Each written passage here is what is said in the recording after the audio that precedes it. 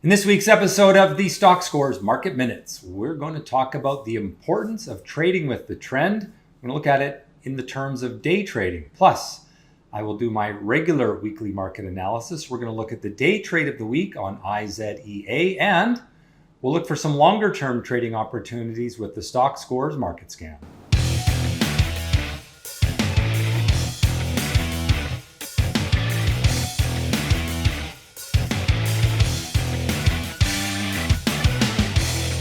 So one of the most important things in day trading is to focus on what the trend of the overall market is likely to be, because there is a strong correlation between what individual stocks do and what the overall market does. If you can put your trades on the side of the trend of the market for the day, your day trades will do that much better. And that's simply because most stocks have some correlation to the overall market. And so we'll look at some results in just a moment to really demonstrate this. But when you're doing your analysis of the day trades that you want to take, you should really start with what is the market likely to do, and then decide whether you want to be going long of stocks or short. Now, we can use our basic chart reading skills to predict the market, and then we want to trade with that trend. And as I said, the expectations for the overall market should determine the focus of your day trades. Now let's just show you how this works. So this is a chart of the S&P 500 2-minute interval on Thursday of last week, July 30th. So each one of the bars on the screen here is 2 minutes, and you can see for the opening hour or so, the market trended downward. Right here, it broke the downward trend line from a rising bottom. And so that was a signal that the market was likely to move higher. And therefore, the day trades from that point forward should be on the buy side because the market was likely to move up. Now, in our active live session that day, my comment was the market is falling into support because we were looking at the longer term time frame, the 13-minute time frame, and therefore it's likely to bounce. So the expectation was the market would soon start to move up. Now, I'm not going to be always right on that, but that's trading. We're making an educated guess on what the market's likely to do, and at that point, the market was likely to go higher. Now what I'm going to do is show you the results of the day trades from my algorithm on that day. So this is for Thursday, July 30th. Now we always talk about performance in terms of reward for risk. So reward for risk is if you risk $1 and you make $2, you've earned a reward for risk of 2. All right, we talk about that every week when we do the day trade of the week this week. I'll show that again. So on this side of the spreadsheet, this is the long side, this is the short side. So short selling is how you make money from the market going down. Long is how you make money from the market going up. That's buying. Notice that we've got a lot of green on the screen on the long side and a lot of red or pink on the short side. That's because the market trended higher. Now the market started to trend higher at about 10:30. So this is the time here. Between 9:30 and 10, we had 18 buy signals, and the average RR of those buy signals was 0.89, which is pretty good. But it wasn't as good as later in the day because at that point, the market was actually trending down. It trended down for the first hour. And I can go back to the S&P chart, and you can see that for the first hour, we trended down. Then when the market started to trend up, that was at about 10:30. So let's go back to our little sheet here. And we can see that at 10:30 onward, we get very strong values. Now there's one red value there, but that's on a very low number of trades, only 4 trades. So small sample size, you can have anomalies. But the average maximum RR was consistently over 3. In fact, we had it above 5, above 4. Those are very strong values. Anything above 2.5 for an average max RR is strong. And so these are really strong. And why? Because the market itself was moving up.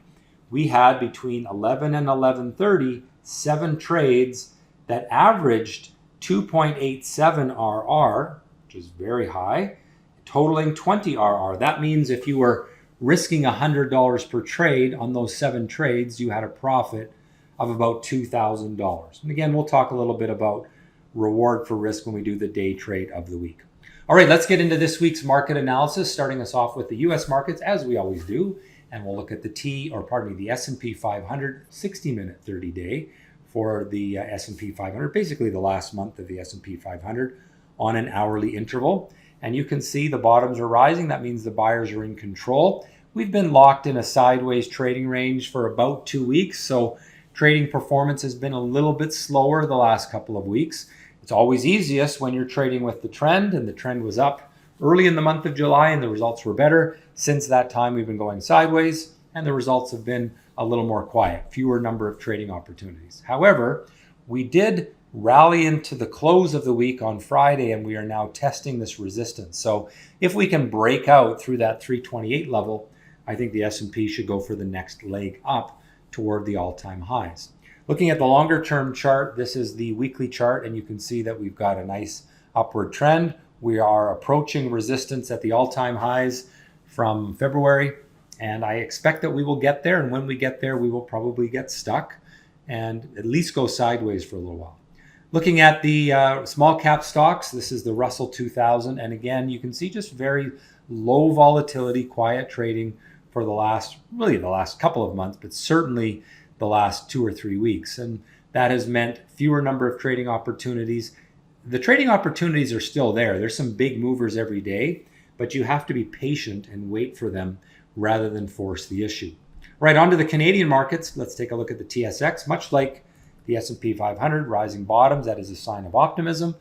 Moving up towards resistance, I expect that we'll break out through that 2475 level on the XIU, and that will allow the market to continue this long-term upward trend, which it is in since the market bounced in the middle of March. It has some distance to go before it gets back to the all-time highs, and I don't know that it will get there. It's lagging a little bit because of the oil sector in Canada. But generally speaking, this is still a market that deserves to be in on the buy side. There's no sign of breakdown yet. Looking at the TSX Venture, continues to move higher, driven by mining, which is a very hot area of the market right now. And there's a big concentration of those stocks on the TSX Venture. And so we stay long until the upward trend is broken. On to commodities, let's take a look at gold. And that is really where the strength for mining is derived. We've got gold that has gone out of the sideways trading range, breaking out and now moving into a steep upward trend. Most of the gold stocks have run a long way already, and so you don't want to chase those that have already made big moves, but there are still the occasional stock that is starting a move, and I think those are worth considering. Looking at the oil market, it is just boring sideways, very low volatility. Stability is good, certainly better than what we had here, but it's not going to get the buyers excited about energy names. And so generally speaking, I think you want to avoid energy unless there is something with a stock that's trading really abnormal volume that can move on its own story. On to the fear chart. This is the VXX, and you can see that fear is slowly falling. I wouldn't say we are complacent by any means. Fear is still elevated from where it was, but it is falling, and so investors are gaining more confidence that the market has in fact come out of the COVID correction and is not likely to correct again. So my outlook then on US stocks, neutral long-term, bullish short-term. Canadian stocks, neutral long-term, bullish short-term. Gold, bullish on both time frames, and oil, neutral on both time frames. Markets are relatively quiet. It is summer, and so we've got light trading volumes, but there are still good opportunities. The key is to be patient, wait for those good trades rather than work hard to uncover marginal opportunities. Now, gold continues to have a good upward momentum, but you got to be careful about chasing. It's better a market to hold. Oil is asleep and fear is slowly falling. All right, let's take a look at the day trade of the week now. And this is an example of a stock that we talked about or my subscribers in Active Live may have traded. This one was from Friday. It's IZEA. And you can see the action candle, which always triggers our trades. That's my own indicator. It broke out of a sideways trading range. You can see volume spiking, price action spiking, and this stock went into a nice upward move through the day. For $100 of risk, the position size was 1,660 shares. That required $1,942 of capital. You can't margin this stock because it's under $3, so you have to put up all of that capital, $1,942. It made 4.3 RR, which is a $430 gain, a 22% return on a one-day hold, and that is pretty good. All right, let's move along to the Stockscores Market Scan now. And of course, with the Stockscores Market Scan, we are going to search for longer term trading opportunities, not day trades, but those things that you might hold for weeks or even months. The Market Scan allows us to filter through all North American markets, Canadian and US, and look for those stocks that meet the requirements of a strategy. So what I'm going to do is select the strategy. I go into the Select a Scan, and I'm going to run the Abnormal Breaks US scan. And we are simply going to look for the good chart patterns that are predictive.